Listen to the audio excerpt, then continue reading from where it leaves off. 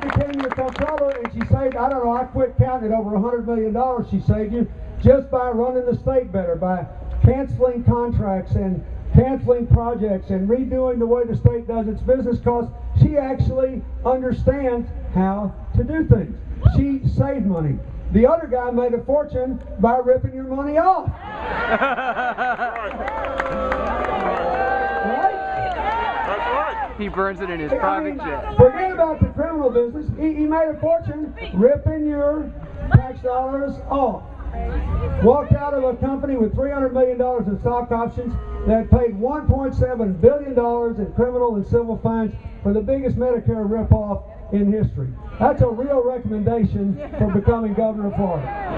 And then he said, but I didn't know anything about it, nobody charged me. Then it turns out that one of the biggest problems, paying doctors kickbacks to put their patients in your hospital instead of somebody else, started in the hospital that he personally ran. You have a big choice here. I'd rather have somebody that saved the taxpayers' money than someone who ripped the taxpayers off. Yeah. You have to decide.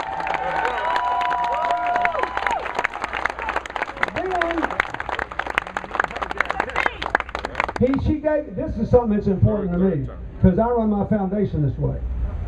Then she put everything online. So the Tea Party people ought to be for her too. Because Florida's a place where you can see what's happening to your tax money. And if you don't like it, you could call her office and chew them out. Because it's all right there. She's open. What did he do? Heck, he won't even answer questions. He won't go to the editorial board. I can only imagine how much of your money and all these programs are going to poof disappear from public view if he becomes the governor. I say I'd rather know what's going on than have it in the dark. If you want it, you better vote for Alex Stevens.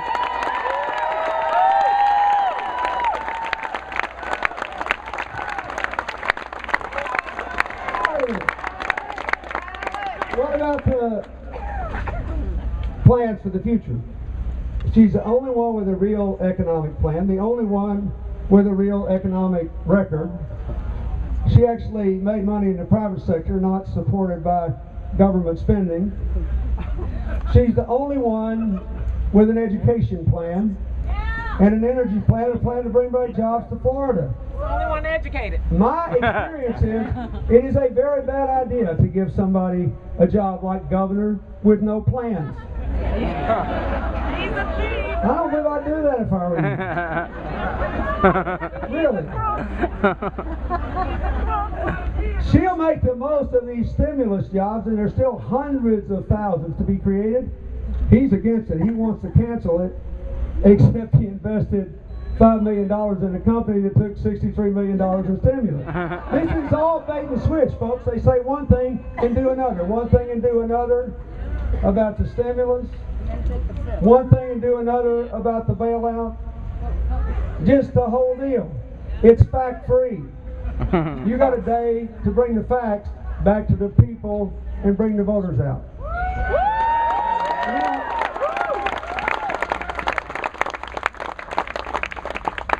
There's this healthcare thing. It's going to have a big impact on you. Rick Scott acts like he's running for the Senate on healthcare. He wants to repeal it. He calls it socialized medicine. The definition of socialized medicine is the government hires the healthcare workers and pays for the healthcare. Yeah. That only people who have socialized medicine in America are members of the United States military and the veterans healthcare system. Right?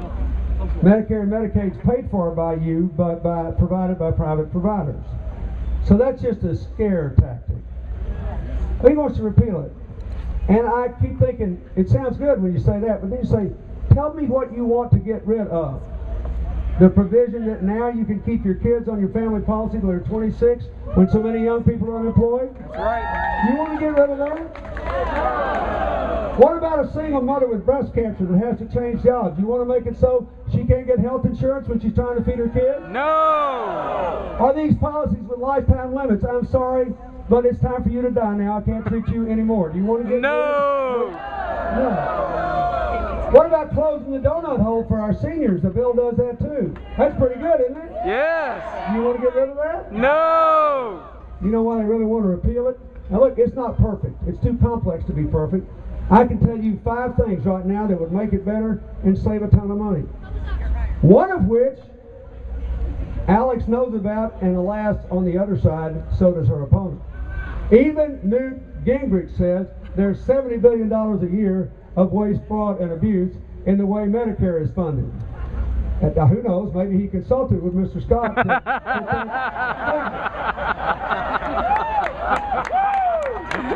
But, no, really, there's a bunch of stuff you can do. You don't want to repeal it. You know why they really want to repeal it? Because there is a line in that health care bill that says, from now on, 85 cents of every single dollar you pay in health care has to go to your health care and not to profits or promotions. That's why they won't let it. You follow the money and say no. Say no. This is a huge deal. Let me tell you what that's got to do with being governor. Mr. Scott's position will dramatically worsen Florida's position and dramatically increase the chances of more taxes on you. Why? Look at 2009. See, this thing hasn't been implemented yet. 4 million small businesses will get tax credits. Millions of individuals will get tax credits. It'll be cheaper than ever before. Hadn't been done yet. Not till 2014. 2010, they're blaming the health care bill for rises in premiums. Last year, in the depth of the recession, they couldn't blame it because it didn't exist.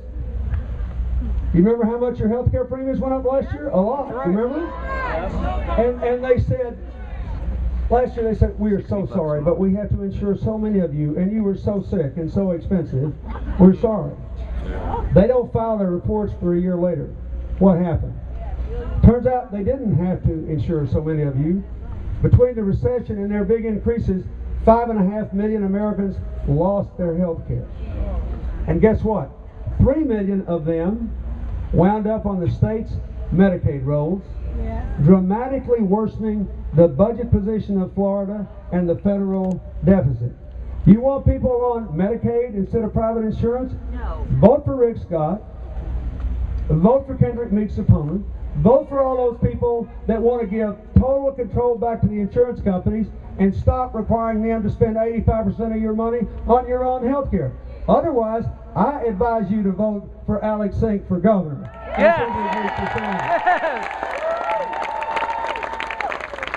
Now, I spent a lot of time doing this work. It bothers me. I know it's a little bit complicated, but when you explain it, it's pretty simple, isn't it? You just follow the money. So, I'm begging you, look at this crowd. This is America's future. We have people from all faiths here. We have people from all over the world here. We have old-fashioned traditional Florida and everything new. All the possibilities of America are here. You have to decide tomorrow whether you are about tomorrow or yesterday. And it's not right or left. It's right or wrong. Amen.